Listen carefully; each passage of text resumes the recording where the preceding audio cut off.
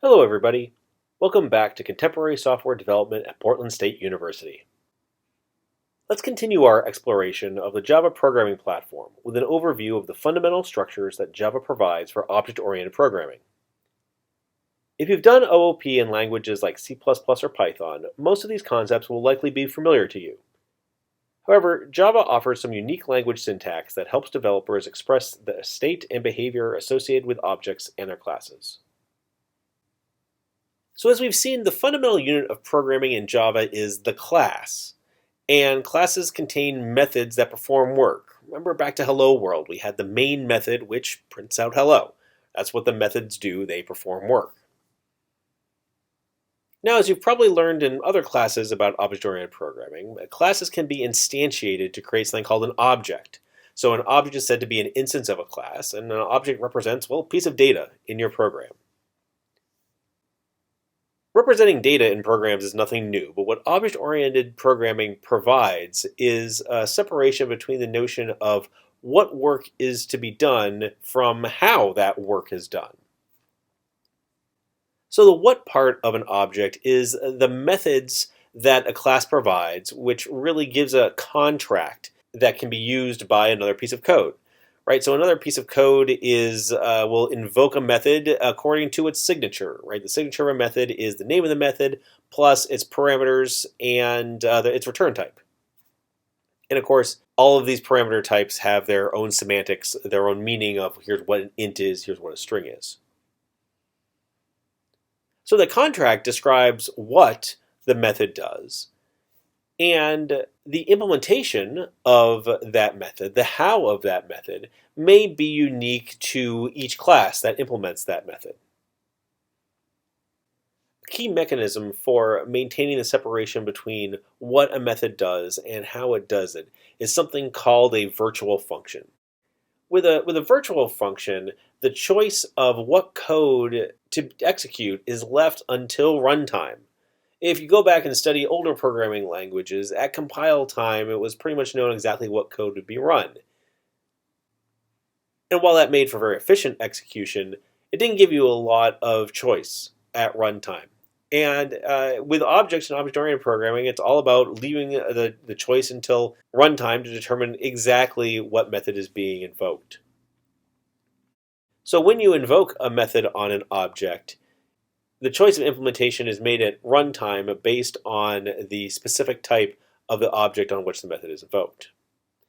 Again, this is called a virtual function or a dynamic dispatch operation that is performed. In addition to methods, classes have variables associated with them that are called fields. And there are two kinds of fields in Java. There's something called an instance field, which is a piece of data, a variable that is associated with each instance of the class, with an object. There are also fields that are associated with the class itself. So no matter how many instances of that class are created, how many objects of that class exist in the system, they all share the same value of that class field. In Java, class fields are denoted using the static keyword, which means that it's static across all instances. You'll be seeing a lot of Java code in this course, and there's an important convention that you need to be aware of. By convention in Java, class names begin with a capital letter, like employee, or we saw a capital H hello. Field and method names, however, begin with lowercase letters, so you'll see fields like name, or methods like main, lowercase.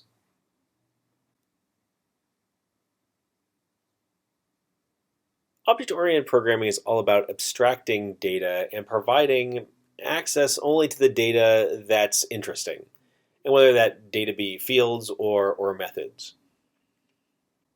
And the way you implement that data encapsulation is through access control. And Java provides a couple of access control modifiers that allow the developer to specify what other code ought to have access to the particular method or field or class. So a field or method that is declared as public is accessible anywhere the class that contains it is accessible.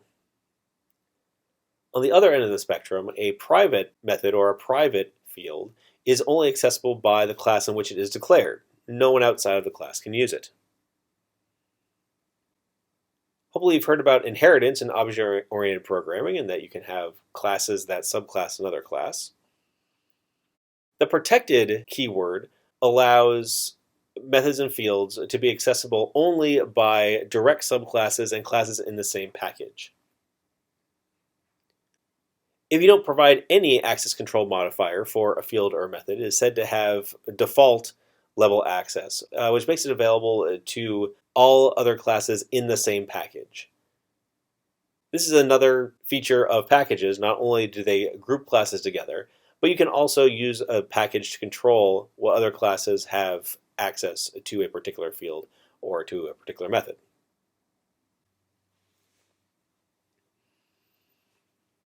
There's a special kind of method called a constructor, which is used to initialize a newly created object.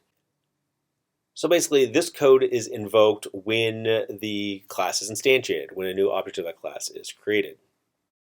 And in Java, you instantiate a class using the new operator. So you say something like, new employee. Constructors have the same name as the class whose instances they initialize. So the employee class, capital E employee, will have a constructor named capital E employee. Constructors may take parameters, and as we'll see, there are some values that are passed in or required when you create an instance of an object. But constructors don't have return types, so they're not really a method in that sense. Again, they initialize an object when it's created. And when you use the new operator, the Java virtual machine allocates a little piece of memory for that object on the JVM's garbage collected heap. We'll talk more about garbage collection in a moment.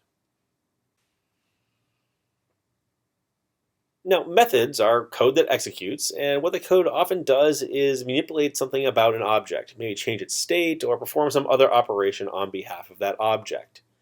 Again, objects have behavior that are expressed as methods. Methods can have parameters that provide information to the method, and they can also declare they return some value, so they have a return type. If a method doesn't return any data, it has a return type of void. And I think now we've learned enough to understand what public static void main is all about. You've got a method called main. It is static. It is associated with a class, not an instance of a class, right? We didn't have to create a new hello in order to invoke the main method. It's public, meaning that the main method can be seen anywhere that the hello class can be seen. And it doesn't return a value. So it's got a type of void, public static void main. Now, when you want to invoke a method, you do it on an object, or as we'll see, a class. So the whole idea is that there is a receiver of that method, and you pass parameters to it. So down here at the bottom of the slide, there are a couple of examples of invoking methods. The first method is a class method, is a static method called now on a class called localDate. This is a class that we'll learn about in later slides. That basically represents, a point in time, a date. And so we call capital L localDate.now and assign it to a variable called now of type localDate. And the way we obtain that instance of localDate is by calling localDate.now. This API doesn't provide a constructor. Instead, it uses static methods, class methods, to create objects. Once we've got one of those objects, however, we can invoke an instance method like -days. So we can say not now.minusdays of 1. It'll pass that value 1 to the -days method. And that -days method returns a different local date object that represents, the date yesterday.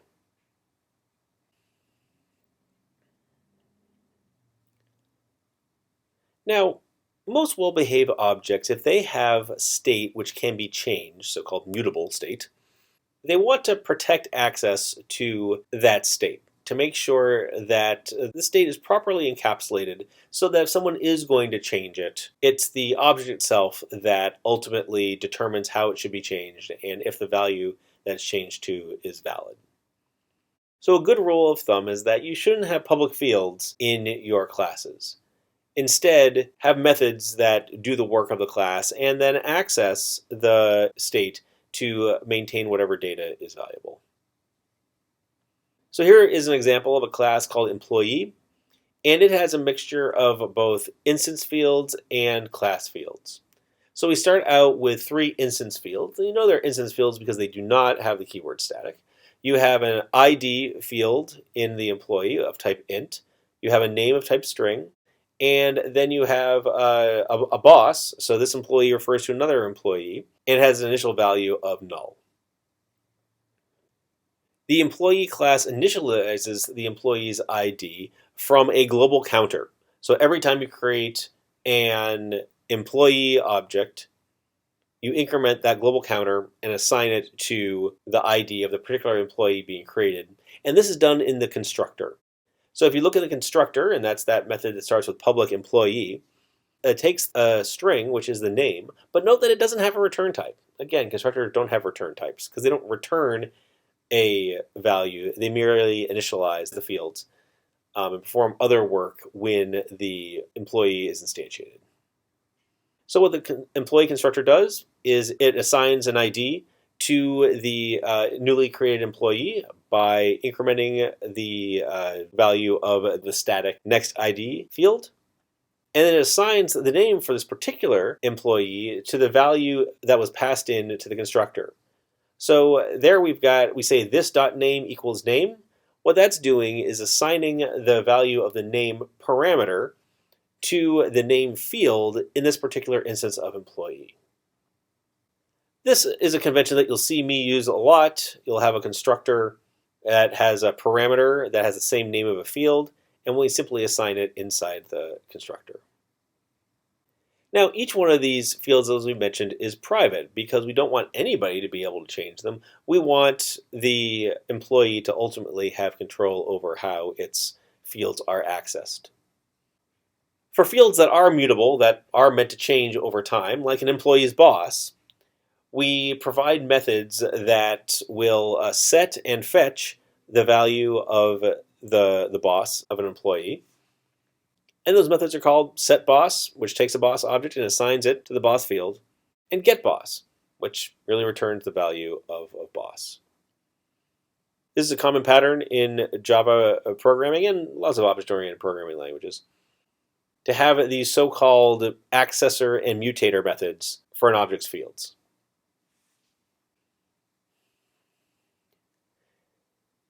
Now, the signature of a method consists of the method's name and its parameters, the type and number of parameters of the name. In Java, you can have multiple methods on a class that have the same name but take different parameters and therefore have different signatures. So for instance, for our employee object, we could have a setName method that takes one string for the entire name. Or you could have a setName method that takes a string for the first name and a string for the last name, and the implementation of that merely concatenates the two strings together using the plus operator and assigns it to the name field. In this case, where we have two methods with the same name but have different parameters, we say that the setName method is overloaded, meaning that it's overloaded with different arguments.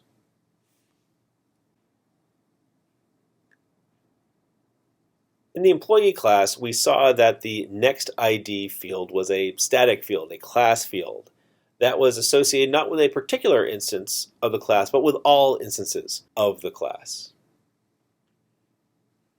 Let's talk a little bit more about static fields and what they do. Now, the values of static fields are initialized before basically very early on in the class's lifetime. So before any instance is created or before any static field is referenced, the other static fields or a static method is invoked, I guess, is a better example.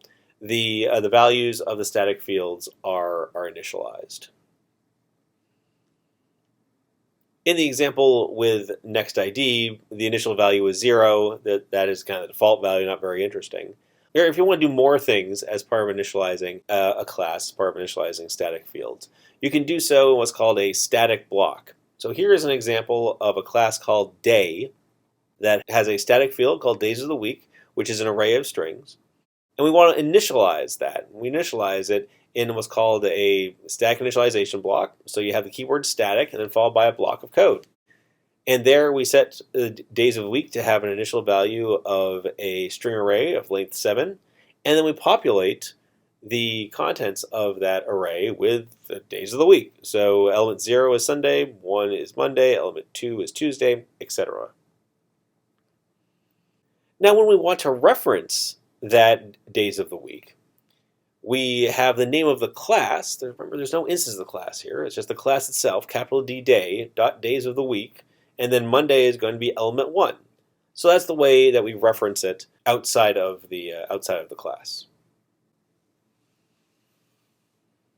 Just like we saw that the static field is referenced using the class and non-instance of the class, a static method is invoked with respect to the entire class and not an object.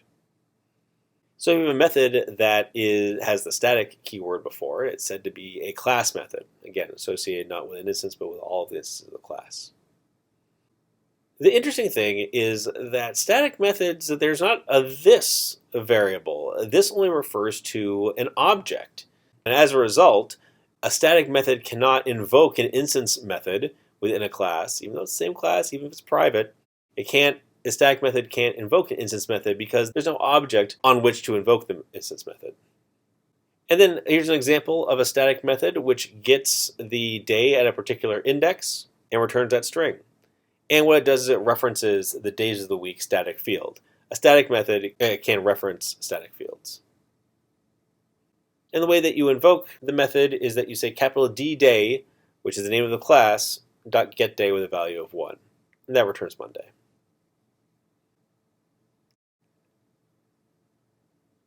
Because static methods aren't invoked against an instance of a class, they're more like functions in C. Right? You can just call them.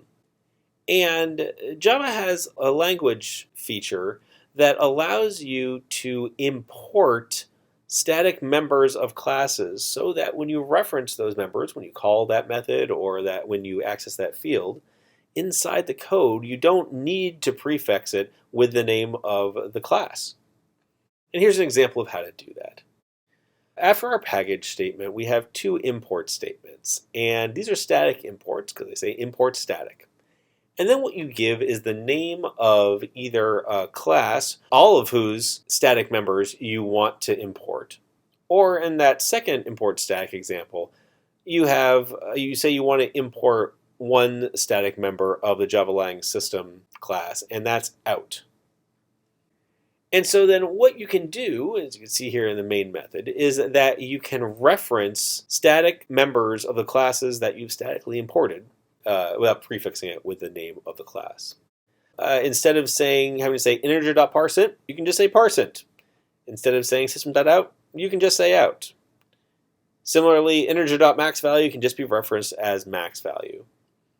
This can help declutter the code and sometimes make it easier to read, although sometimes I've found that doing these static imports, especially if you're not familiar with the methods that you're invoking, can kind of make it hard to guess, because when you see parsing, you're not too sure exactly where that code comes from. Sometimes that's okay, and sometimes that can be confusing. It's really at the judgment of the developer to determine whether or not static imports make sense in a particular context. A couple slides ago, I mentioned that the new operator allocates memory for an object on something called the JVM's garbage collected heap. This speaks to how memory is managed in Java. Now, if you're coming from a language like C or C++, you're used to thinking about memory allocation and deallocation. Right? In C, you use malloc and free. In C++, you create objects with new, and then you destroy objects with delete. But as we've all experienced the hard way, when you get memory allocation wrong, bad things happen, right? You either clean up objects before you're done using them, and then you end up referencing data which is bogus, broken, your program crashes. Or you don't clean up the memory when you ought to, and then you end up taking a lot more memory and system resources than the program actually needs, and that's not a good thing either. Well, in Java, memory management is taken care of for you, or at least the cleanup process is taken care of for you. There is a process that runs in the background of the JVM called the garbage collector, which will look for objects that have become garbage and delete them to free up memory for use by other objects. So an object is considered to be garbage when it meets a bunch of criteria. First of all, the object is not referenced by a static field. Objects in static fields stay around as long as the class stays around, and the class stays around essentially forever. An object is also considered garbage when it is not referenced by a variable currently in an executing method. So if a method is executing and it's using an object, well, that's live, right? It's most likely going to be used again because it's in a currently executing method, so it's not ready to be cleaned up yet. And then it's also garbage if it's not referenced by another live object, basically meaning that you have what's called the transitive closure. And you have all the objects that are referenced by static fields that are currently executing methods, and then all of the objects that those refer to and the ones that they refer to, right? You create this whole map, and those are all the live objects. Anything that isn't reachable from a live object is considered garbage. And while this certainly takes up some amount of work for the JVM to maintain all of this, the developers really reap great benefits because we're not responsible for cleaning up after ourselves. Someone else does that for you, right? So there is no delete operator in Java. There is no free function to call. Instead, the JVM cleans up after us for us. So as a result, you don't end up with dangling references. You don't end up with a pointer that points off to nothing or even worse, some other object. This makes the language a lot safer. Java programs don't crash in the same way that native C and C++ programs do. However, I've had people say, oh, that means you have memory leaks. Well, you can still have memory leaks. Remember what memory leak is data that can be cleaned up but isn't cleaned up. And you can still have this in Java if you, again, hold on to things in especially static fields when they don't really need to be held on to. So you can, if you have an object that, even though you're never going to use again, if you're keeping it alive for some reason, because the program is still holding on to it, you're going to get a memory leak. So you still need to be careful in terms of what objects you store for the long term. But anything that's created temporarily or has limited lifespan will be cleaned up automatically by the garbage collector. Now, in object-oriented programming, you've probably learned about inheritance and the fact that you have a class and you're going to have classes that inherit all of the capabilities, the behaviors, and the state from another class. And this is great for code reuse, right? It allows you to take pieces, parts from other aspects of your program and reuse them very easily. When you think about what a class provides, there is the contract that is available through the methods and fields of a class. And when you extend a class, you inherit all of the contract from your parent class. That's great because it can come with implementation. It can also just say, hey, listen, this is behaviors that I, as a subclass of that other class, need to provide. Note, though, that while a subclass can change how a particular behavior is implemented, how a method is implemented, it shouldn't change the semantics of the contract. It should still mean the same, which means that, you should be think twice before adding additional error checking or by performing drastically different operations.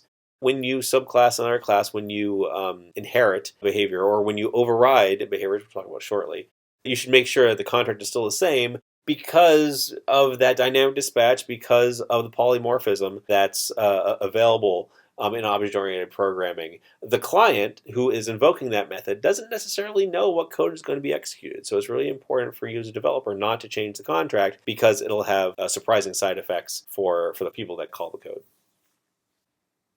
I mentioned polymorphism just now. I didn't say what it was. The fact that a subclass of a class can be used wherever its superclass can be used, this is polymorphism. Meaning that, hey, listen, right now I'm dealing with something more abstract, but concretely it could be something else. I don't really care. I'm programming to the interface provided by that superclass. That's all I'm going to use. The fact that at runtime it's some other object, I don't really care right now, but because of polymorphism, things will work as I expect. More concrete example is the following. The fact that in Java everything is an object Java Lang object is the root class of all other classes. It means that if I have a variable of type object, I can assign whatever I want to it. So I start out with a string called s. It's a string. That's great. Because a string is an object, I can assign that string variable to the variable o of type object. And now if I have code that's using o to call methods on object, everything will work because a string has everything an object has. We'll be seeing a tremendous number of examples of this in contemporary software development as we learn about object-oriented programming and as we explore the Java language API.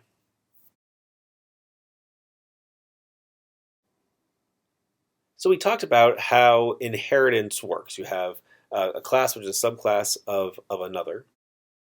Java also has this concept of final, meaning that if you mark a class as final, no other code can subclass that.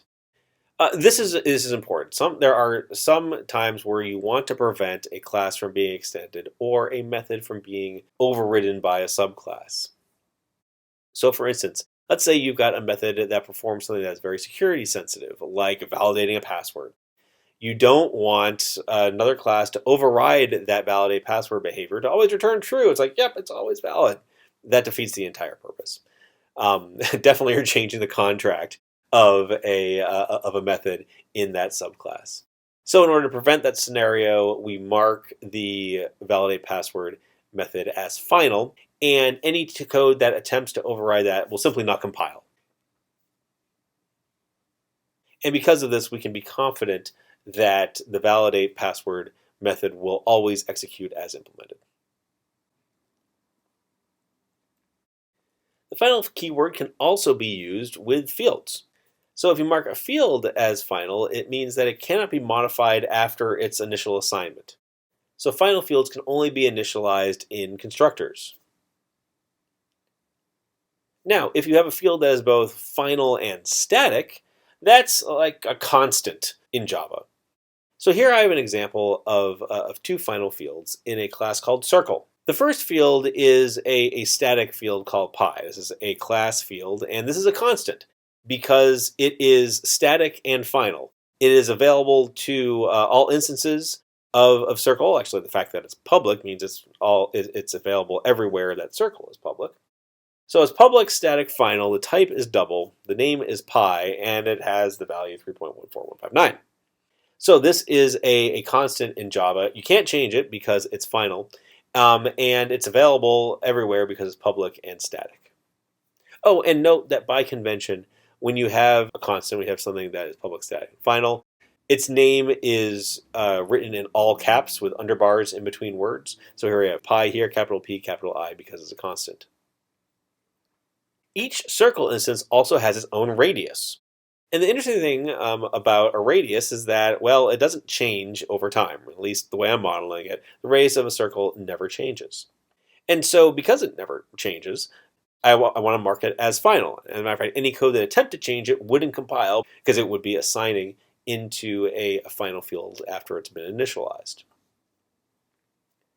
If you look at the constructor for the circle class, it takes that radius, and so then whatever code is creating the circle object will pass in the radius, and we take that radius as passed in and assign it to the radius field, and because it's final, this is the only assignment that will ever take place. Now the circle class has a behavior, has a method called getCircumference. It's going to return the circumference of that circle as a double. And the way it does it is it says, well, everybody remember from high school geometry, the circumference of a circle is 2 pi times its radius. So we express that as the number 2 times the value of pi, that's that constant, times the radius of this circle. So this is an example of how you have how you can use final fields. You can use final fields as a constant when it's static, or as a final instance field when you have a value of an object that never changes. A couple slides ago, I said that every class in Java is a subclass, either directly or indirectly, of Java Lang object. And Java Lang object provides certain methods to, therefore, all objects. So all objects have an equals method that allows them to express if they are equal to some other object. So it's called public Boolean equals and returns true or false of whether or not this object, the one that the equals method is invoked on, is the same as the object that's passed in. Now, notice that this is value equality. This isn't the same thing as pointer equality. So if you have two objects, and if you want to say, are they exactly the same object, then you would use equals equals or not equals if you want to say they're different objects. But if you want to say, hey, do these two objects represent the same thing? Let's say you've got two objects that represent the number 4 or two strings that have the same contents. Equals allows you to determine whether or not two objects have the same value, even if they aren't the same instance. All objects also inherit a method called hashcode from JavaLang object, which returns an int which represents, well, the hash of the object. This is very helpful when you're using objects as the key of a hash table, or when you're just looking to do hashing on objects. We'll see more details about the clone method in a later set of slides, but all objects also have a clone method which lets you make a copy of them. It's different from a copy constructor like in C++. Instead, the clone method, well, it's special and we'll see it later. All objects also inherit a method called getClass from a JavaLang object. And this returns an instance of what's called the meta class, which provides information about the class of the object itself. This is some kind of advanced stuff, and we might see it later in the term, but it's just another good example of things that all objects have. And another method that is inherited from a JavaLang object is a method called finalize. And this is some code that is intended to be invoked when the object is destroyed by the garbage collector. This is code that does some final cleanup before the object is ultimately returned for recycling later. Quite frankly, this is kind of a nice thing to know about the Java language. It is very unlikely that you'll ever implement one of these, and certainly it's not something that you invoke. It's something that's invoked by the garbage collector. But it's kind of a neat example of something that any object can do, and the way they express that is they put a method on JavaLang object. Now, as you're building out your hierarchy of classes, there might be some behaviors that are common to a number of different classes, but they don't necessarily have a default implementation. This is where the abstract keyword in Java comes in. Now, when you declare that a method is abstract, you're saying that, well, anything that implements this class or anything that provides this class's contract must have this method. But there's no default implementation of it. It's up to the subclass to provide an implementation of it. And this is very useful when you're modeling something where everything has that same behavior, takes in those same parameters, will return a value based on that. But different subclasses can do it in a different way. Because there is no implementation, you just declare the signature of the method, so preceded by the abstract keyword. So it'll be abstract void, do some stuff, and take an integer, that kind of thing. And whenever you have an abstract method, you must also make the class abstract because you can't instantiate that class because there's missing behavior. Right? If you could instantiate that class, you could say, new thing which has this incomplete method. If you went and then called that abstract method, the JVM wouldn't know what to do because there's no implementation specified. So it's very important that when you have an abstract method, the class itself must also be declared abstract.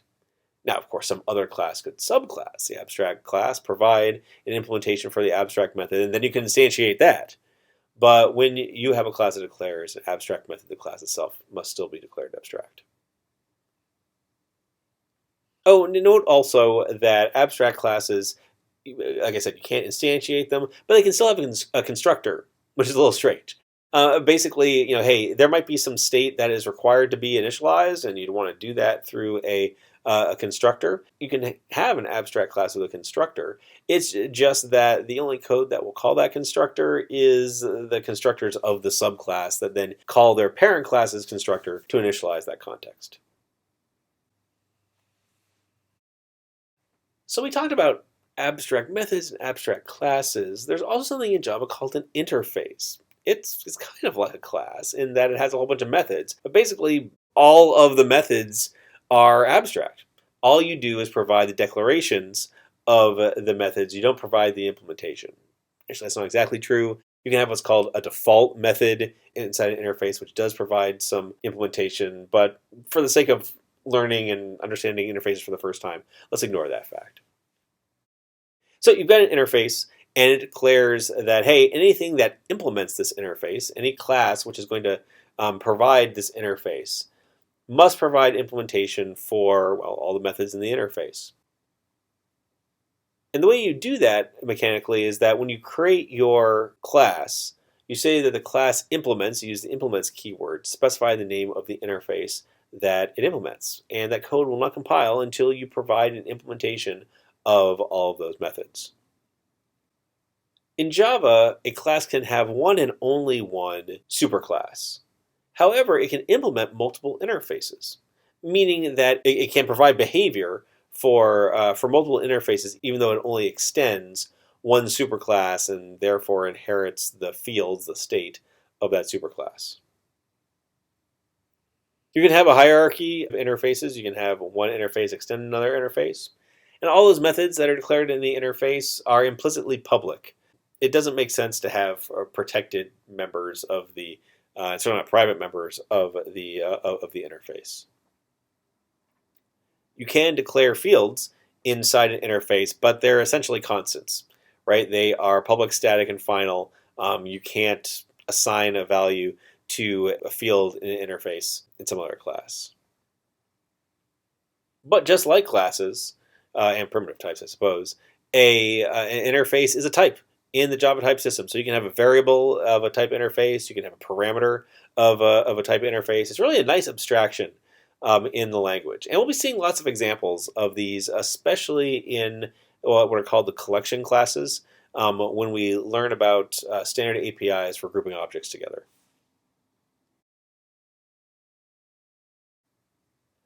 Another aspect of the Java language that I want to cover, what are called annotations.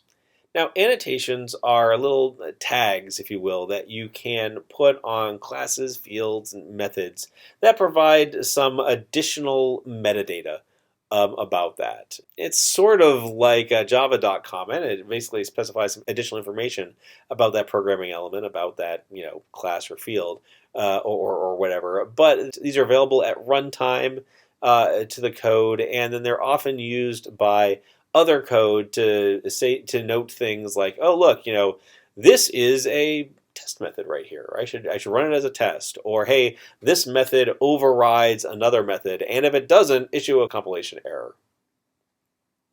So they look like those tags that we saw in Java docs, but they're not inside comments. They are just right before the program element.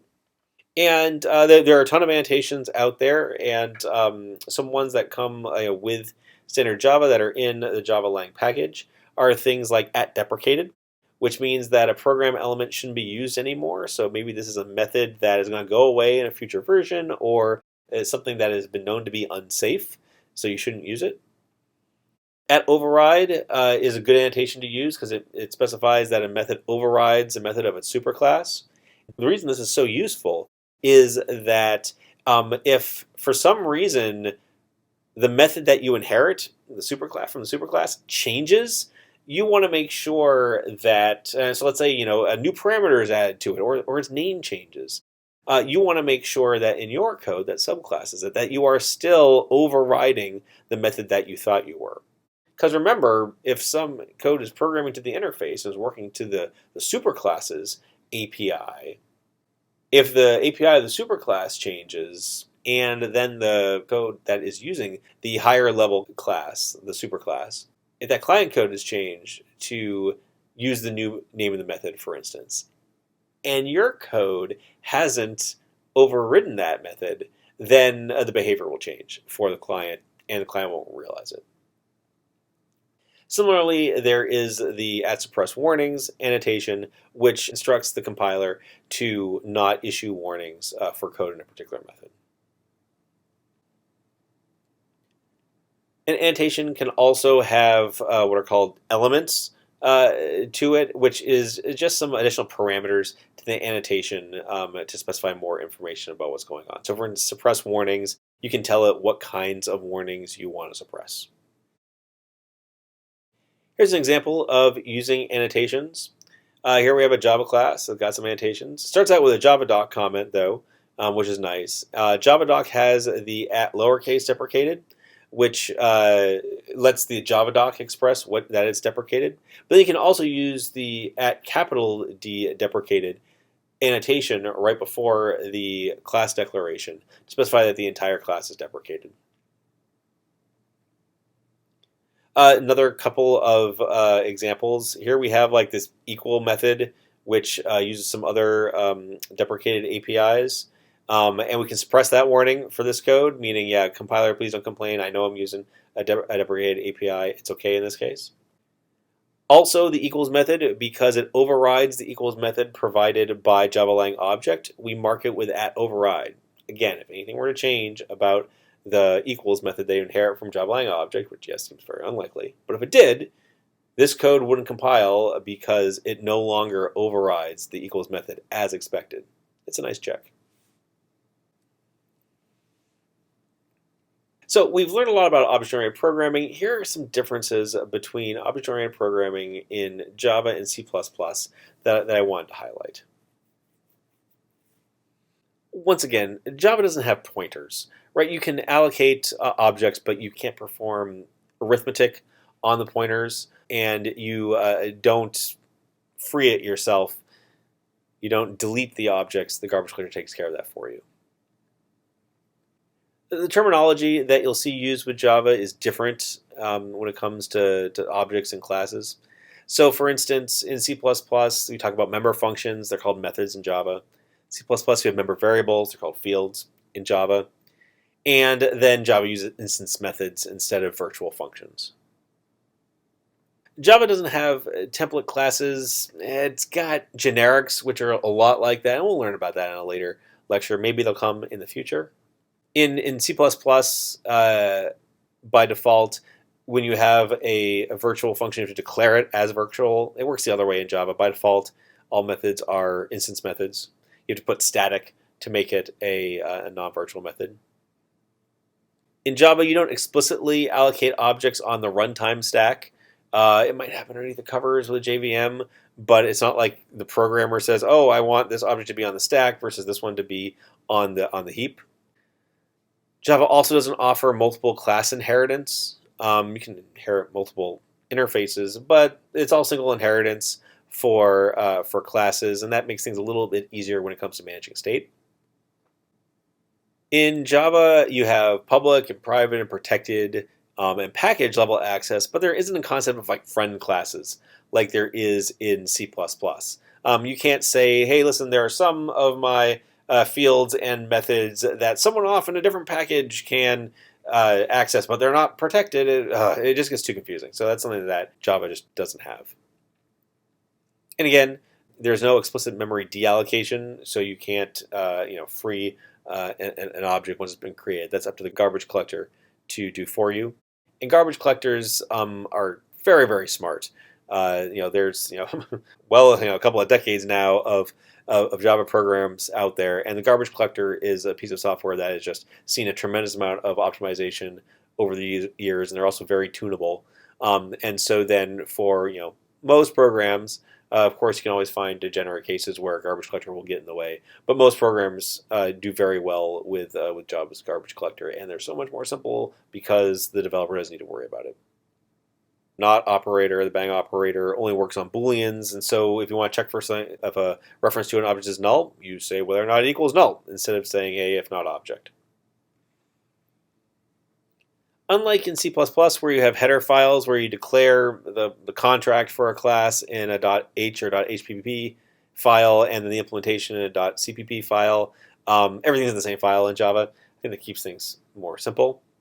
And in Java, all classes inherit from objects, so there is a root class, where in C++, or at least original C++, there was not. So, in summary, there are a couple of things that I hope you take away from this slide deck.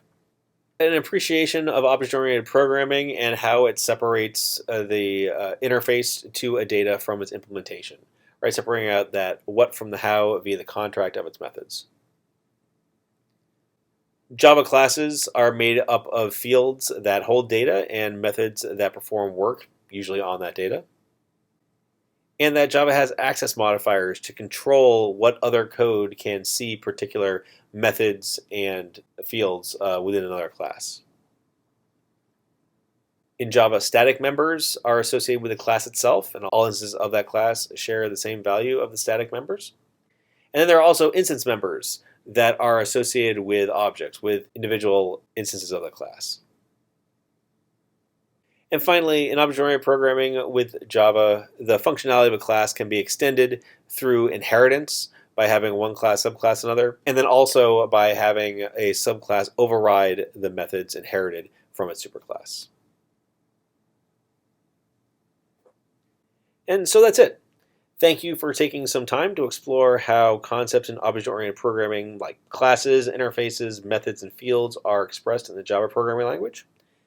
Object-oriented programming is really a core component of contemporary software development, and I hope that these slides have given you a better idea of how to use objects and build some classes of your own.